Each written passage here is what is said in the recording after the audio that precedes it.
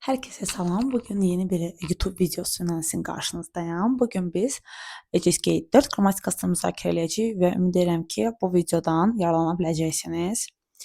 Bugünkü dənə söz müzakirə edəcəyik. Xianhu, bir də hu, xiang. Xianhu və hu, xiang bu iki sözdən qıraqda qoyacağım sözləri. İki dənə eyni heroqlif çıxış edir. Yəni sözlər iki dənə eyni heroqlifdən ibarətdir. Sadəcə heroqliflər yerlərini dəyişir.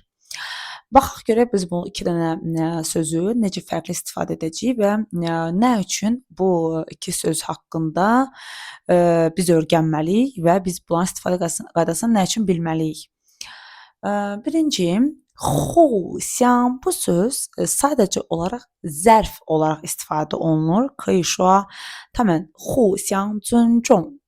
Onlar qarşılıqlı bir-birinə hörmət edirlər. 可以说他们互相爱.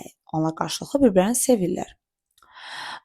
Yəni gördüyünüz üzrə zərf dediyimiz feilin qarşısında gəlir və feilin, hərəkətin qarşılıqlı olduğunu göstərmək üçün istifadə olunur. İndi xianhuya baxaq. Xianhu yenə qarşılıqlıdır. Amma bu sözü biz sifət kimi də istifadə edə bilirik. Yəni qarşılıqlı sevgi, qarşılıqlı münasibət və s. və ilaxır. Gəlin biz baxaq. 互相关系互相关系. Məsələn, biz deyə bilərik 相互关系. 相互关系可以说相互作用. Qarşılıqlı göstərilən funksiyalar. Yəni gördüyümüz eyni zamanda 相互deyə bilərik ki, 相互爱, 相互尊重. 可以说yəni biz bunları həm sifət, həm zərf olaraq istifadə edə bilirik bu xianhunu. Hu xiangı isə sadəcə olaraq zərf olaraq istifadə edirik.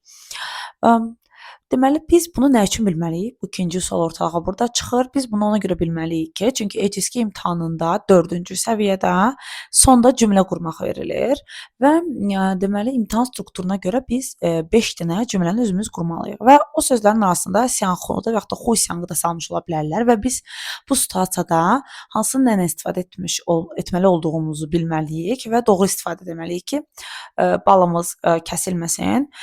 Mən tövsiyə edirəm ki, siz bu bölmədə cümlə qurarkən ECSG maksimal şəkildə ECSG 4-ün feillərindən istifadə edəsiniz. Məsələn, mənim istifadə etdiyim kimi 互相尊重, 尊重hörmət etməkdir.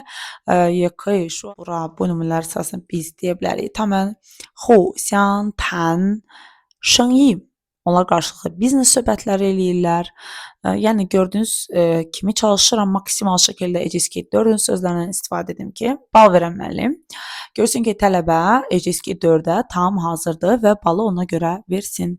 Digər bir videomda inşallah sizə daha ətraflı formada ECSG-in necə qiymətləndirildiyini və balların nəyə uyğun verildiyini də danışacağam. Ümid edirəm bu video sizin üçün faydalı oldu. Növbəti videolarda görüşərik.